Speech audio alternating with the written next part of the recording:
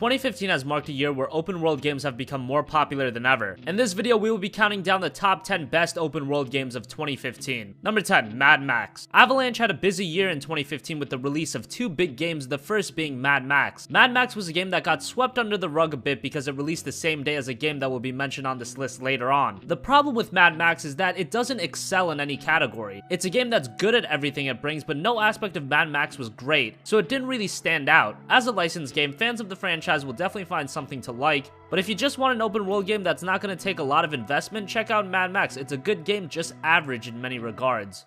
Come, Saint. Yes, I have much to show you.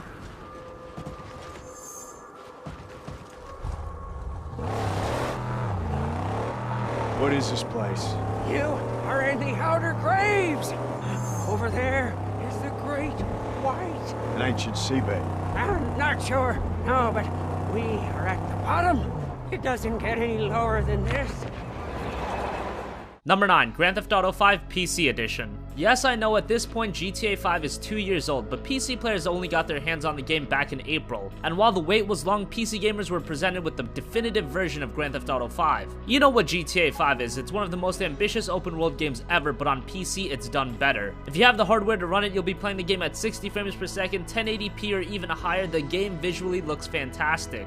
The draw distance is better, the textures look cleaner, it's just much better presentation-wise on PC. And everything you love about the GTA 5 world is there. One thing to note is that the online is filled with hackers, so that is a bummer, but as far as the single player goes, it's stellar on PC.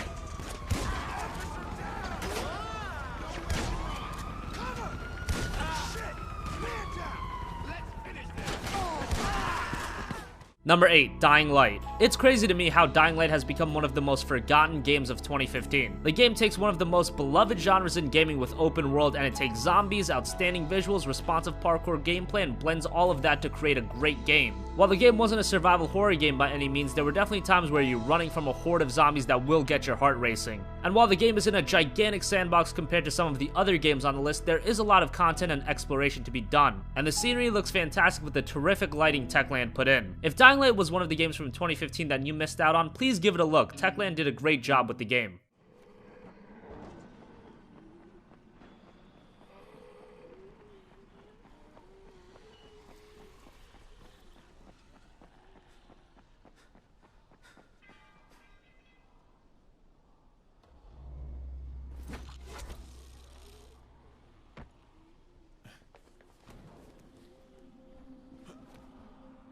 Number 7, Assassin's Creed Syndicate. This game had the unfortunate fate of being victim to circumstance. In 2014, Ubisoft released Assassin's Creed Unity in a broken state, and that caused many gamers to give up on the Assassin's Creed franchise. Well, it turns out that 2015's Assassin's Creed Syndicate is actually a very good game. Gone are the technical problems seen in Assassin's Creed Unity. Even on PC, the game runs pretty well. The story is good, with the standout being the two main characters, and the world is the biggest of any Assassin's Creed game thus far. The content is plentiful, but it's also varied and have consequences. The game also adds a grappling hook that makes traversing the giant world much less tedious. Now, if you've played previous Assassin's Creed games, fundamentally Syndicate isn't much different. If Assassin's Creed 2 or Assassin's Creed 4 didn't win you over with the Assassin's Creed franchise, Syndicate isn't gonna do much different. But if you're looking for a refined Assassin's Creed experience, Syndicate is worth a buy. There's no way I'm missing. Center of gods. Where's he going?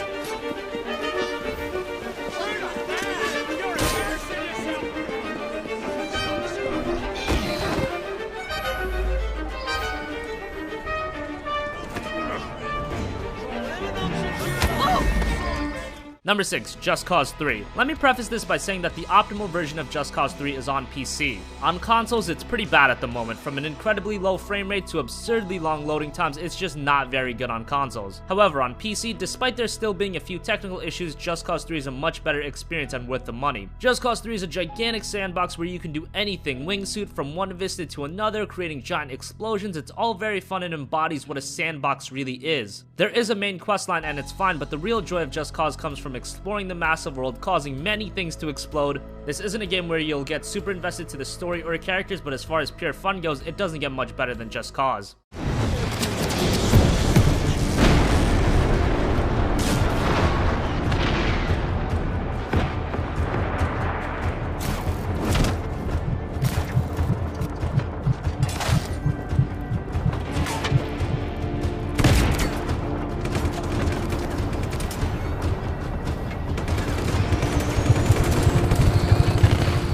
Number 5, Xenoblade Chronicles X. Wow, a Wii U game is on this list. While the Wii U has had very few must-play games, Xenoblade Chronicles X is one of those games. This is an open-world JRPG with gorgeous visuals considering the console's capabilities. The world is well designed and the game will take you a very, very long time to complete. Not to mention, the game includes Gundam-like mechs as well. What more can you ask for from a JRPG? Xenoblade Chronicles X may be the killer app the Wii U needed. Did it come too late? Probably. Is it a game you should play? Absolutely.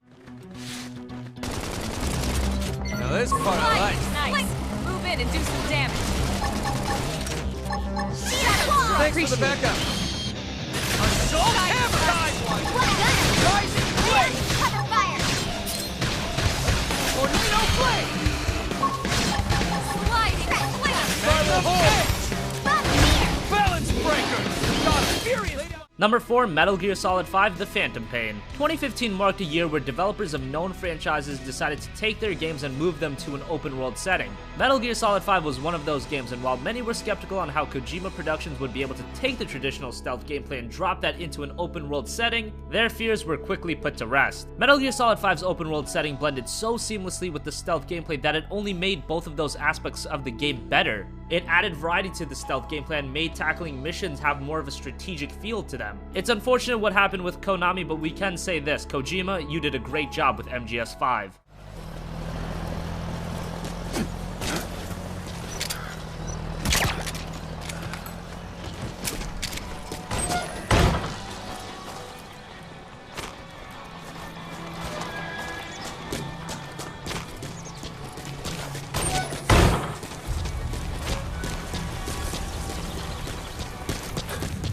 Number 3, Fallout 4. Easily the most anticipated game of the year was Fallout 4, and with that kind of anticipation brings hype that is very hard to deliver on. And while some may say that Fallout 4 is a disappointment, it can't be denied that it's still a very good game. Now, the game does have its technical issues with frame rate drops, bugs, and so on, which just seems to be the course with Bethesda open world games, but it's still inexcusable. However, the game still has so much to like about it. Just like with every Bethesda game, the amount of content in this game is absolutely staggering, and not only that, it's varied as well. From building settlements, all the different side quests, and just how vast of a world Commonwealth is, there's so much to get absorbed into in Fallout 4, and chances are you will never actually see everything that the game has. Fallout 4 is a great game, and albeit it falls shy of excellence, as far as open world gaming goes, few can match the quality of Bethesda's world building.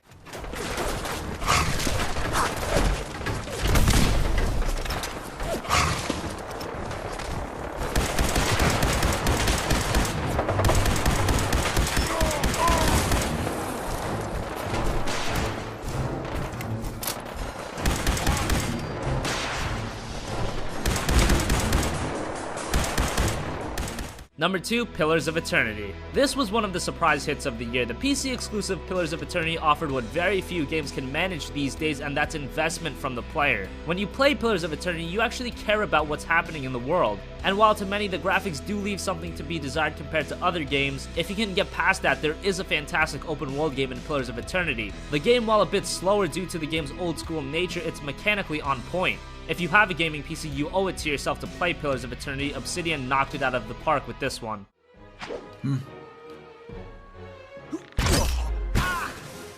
Yeah. Let's go. What you need?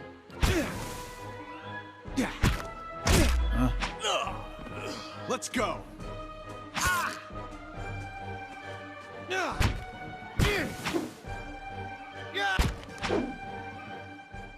And And finally, number 1, The Witcher 3 Wild Hunt. What sets The Witcher 3 Wild Hunt apart from every other game on this list is that yes, the world is absolutely massive in The Witcher 3, but the problem with many open world games is that the story seems to get muddled as a result. The Witcher 3 managed to keep the core plot still of an extremely high quality and maintain that while being set in this massive world. And not only that, the side content of Witcher 3 was almost as good as the main story. Its content never feels mundane or forced into the game. Every little bit of this game was crafted with an extremely high level of care, and that kept the quality of the entire package very high. Yes, the open world is huge and that's great, but every bit of content in that giant world is excellent as well. And for that, CD Projekt Red and The Witcher 3 has earned our number 1 open world game of the year.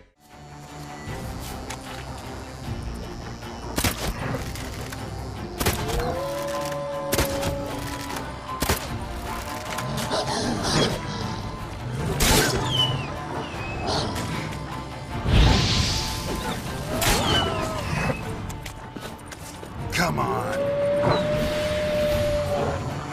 Damn. So that wraps up our countdown of the top 10 open world games of 2015. Do you agree with our list? Do you disagree? Let us know your thoughts in the comment section down below. Thank you for watching and goodbye.